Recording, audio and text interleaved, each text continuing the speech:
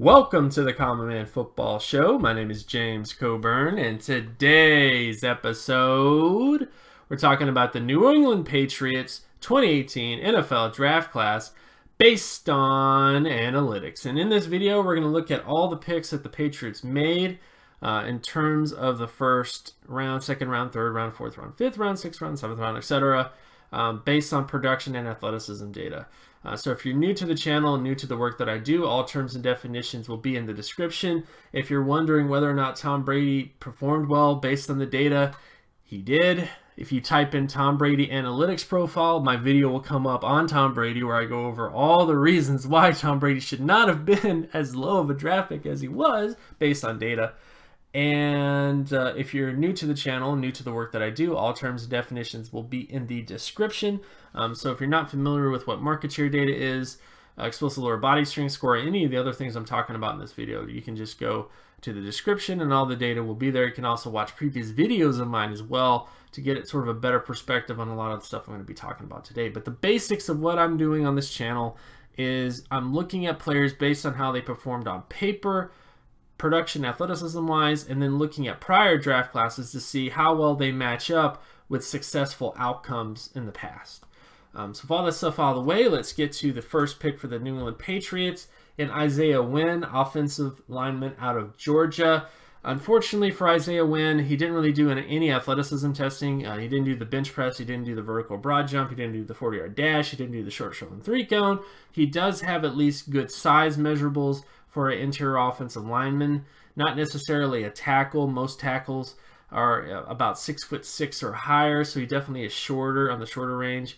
But bottom line is Isaiah Wynn, all we really know is physical characteristics, and because of that, I can't really say much about him because this whole video is about how they looked on paper compared to past players, and when you don't have much on paper to compare to, it's just better just to move on to the next player and just say, we'll see what happens. So that's the basic thing with Isaiah Wynn.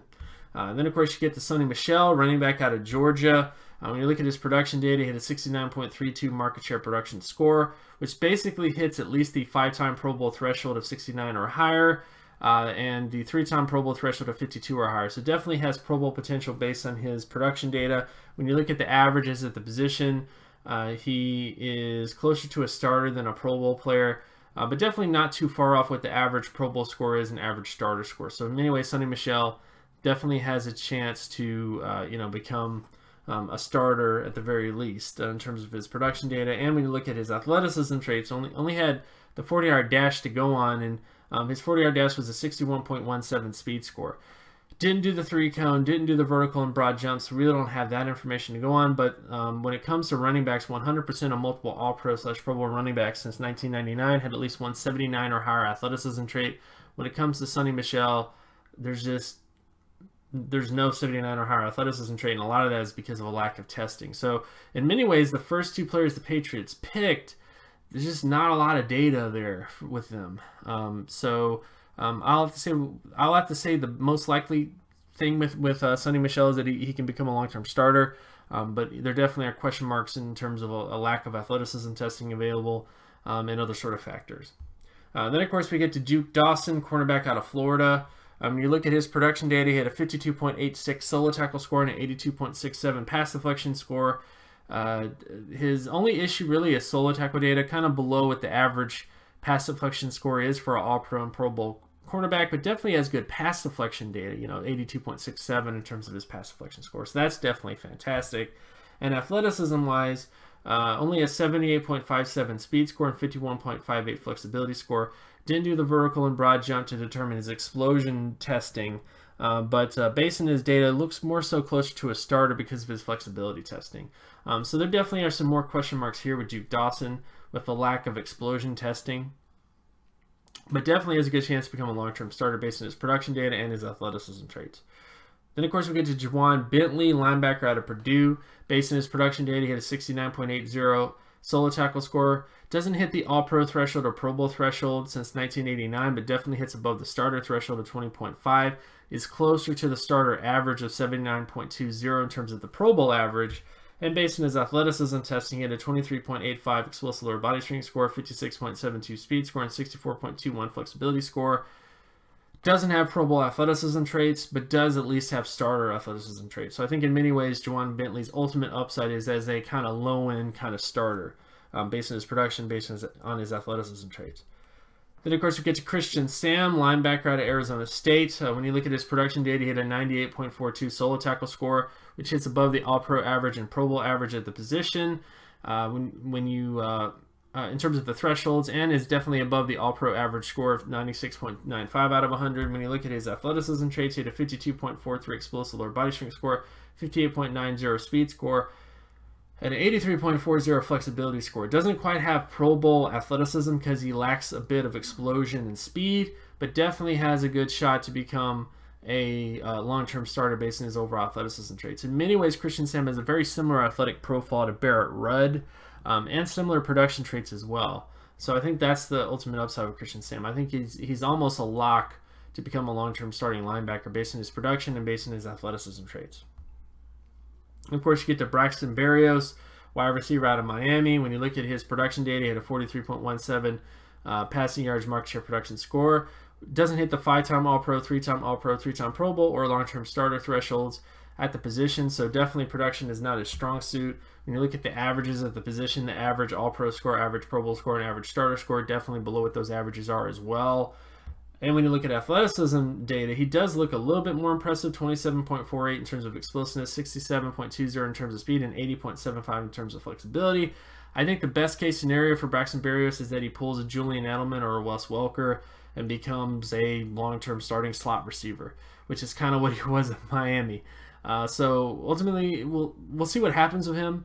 But there definitely is a lot of question marks in terms of his production data. But there also were question marks with Julian Edelman, who never was a wide receiver in college. And Wes Welker was also a guy who was a little bit below average in terms of his production data. But there's only one Wes Welker. There's only one Julian Edelman. There's only about a handful of wide receivers who had below average production since 1969 to go on to become long-term starting wide receivers. And that is the big question mark when it comes to Berrios. Then, of course, we get to Danny Etling, quarterback out of LSU. When you look at his production data, he had a 4.24 high school production score. Since 2007, 100% of long-term starting quarterbacks had at least a 69 or higher high school production score. So Danny Etling doesn't really hit that area. And based on his FBS production score, he only had a 65.77.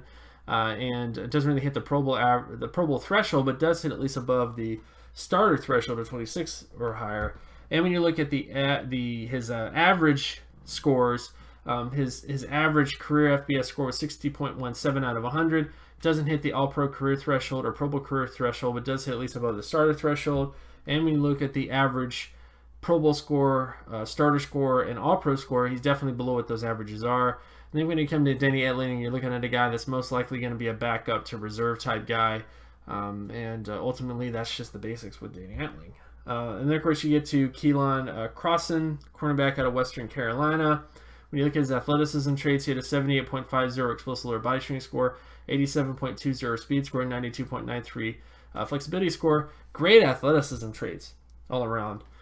Production-wise, because his production was at the FCS level, I don't really like comparing FCS production to FBS production because the model is basically based on how guys at the FBS level performed versus the FCS level. I'm still working on getting a larger sample size for that, but the bottom line of what I can say about Crossan is he definitely has great athleticism traits.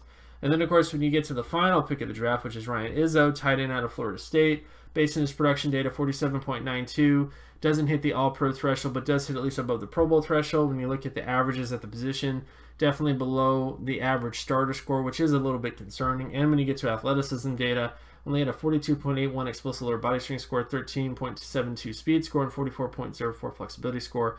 Not a great athlete all around. Very unlikely to become a long-term starter because of his production and his athleticism combined. So overall, when you look at the Patriots draft class, there are some gems in here. I do think that a guy like Sonny Michel can become a long-term starter. I think Duke Dawson, long-term starter, is definitely on the table. I think Christian Sam has some solid traits on paper. Keelan Crossan also has some solid traits. There's definitely some duds in here. Ryan Izzo, Danny Etling definitely look very duddish. Jawad Bentley as well. And there's also a lot of risk. The first three picks of the draft for the Patriots, a ton of risk. And sometimes that risk pays off, in like a Rob Gronkowski, and other times that risk doesn't pay off. You know, when you talk about some of the sort of injured players they've taken in the past. So ultimately, we'll see how this draft class goes. Let me know in the comment section below, how do you believe the Patriots performed in terms of this particular draft class? And of course, my name is James Coburn. You can find my other work at draftcoburn.wordpress.com. You can also follow me on Twitter at Geometrics.